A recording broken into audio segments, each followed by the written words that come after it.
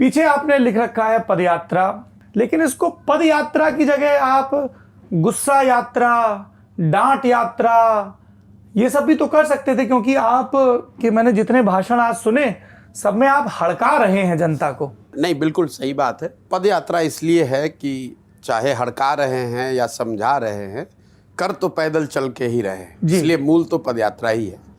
जहाँ तक जो मैं बात बोल रहा हूँ उसकी है, वो ज़रूर जो सामान्य राजनीतिक डिस्कोर्स में हम लोग बात सुनते हैं उससे थोड़ा अलग है। और वो अलग इसलिए है क्योंकि बिहार की स्थिति अलग है।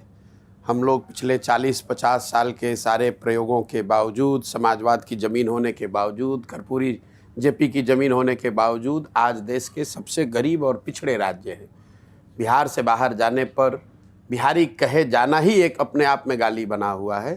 तो निश्चित तौर पर जब मरीज़ की हालत इतनी ख़राब है, आपका रोग इतना अलग है, तो आप उसकी दवा भी अलग होगी और थोड़ी कड़वी होगी। और जो मैं बोल पा रहा हूँ, जिसको आप डांट यात्रा कह रहे हैं, डांटना कह रहे हैं या कुछ लोग लताड़ना भी कहते हैं, उसके पीछे दो बात है। वो इसलिए मैं कर पा रहा हूँ क्योंकि मैं समझता हूँ और अभी तक के अनुभव बता रहे हैं कि मैं सत्य बोल रहा हूँ। और दूसरा, मैं अपनों से बात कर रहा हूँ।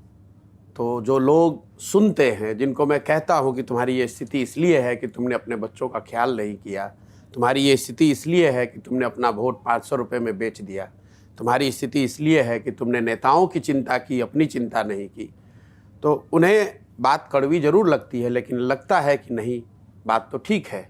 इसीलिए आप देखते हैं कि कड़वी बातों के बावजूद एक एक आदमी हाथ उठाकर आशीर्वाद देता है, साथ में पैदल चलता है। खास करके जो बूढ़े बुजुर्ग हैं, महिलाएं हैं, बच्चे हैं, जो भी गांव में है। तो मूल में जो बात अगर मैं आपका आंसर करूं तो ये है कि हम लोग जो कह रहे हैं उससे जनता ये को रिलेट कर पा रही है कि सत्य बात है, सही बात है। और दूसरा, मैं उनका अपना हूँ, वो मेरे अपने हैं, मैं इसी मिट्टी में पैदा हुआ हूँ और मुझे लगता है कि मेरे अपने हैं। अगर मैं उनको नहीं जगाऊंगा, मैं उनको कड़वी बात कह के नहीं समझाऊंगा, तो दूसरा कोई कहेगा नहीं। इसीलिए आप इस पूरी यात्रा में नहीं देखते हैं कि हम कहते हैं आप जनता जनार्दन हैं, हमको वोट दे दीजिए, हमारा साथ दे दीजिए। मैं ये बातें नहीं कहता हूँ, मैं बिल्कुल अलग भाषा का इस्तेमाल कर रहा हूँ। और अभी तक का मेरा अनुभव है कि जनता वही सुनना चाहती है और सुनकर कम से कम एक आत्मचिंतन का दौर उनके मन में शुरू हो। यही इस पदयात्रा का उद्देश्य भी है और उसमें थोड़ी बहुत सफलता भी मैं देख पा रहा हूँ।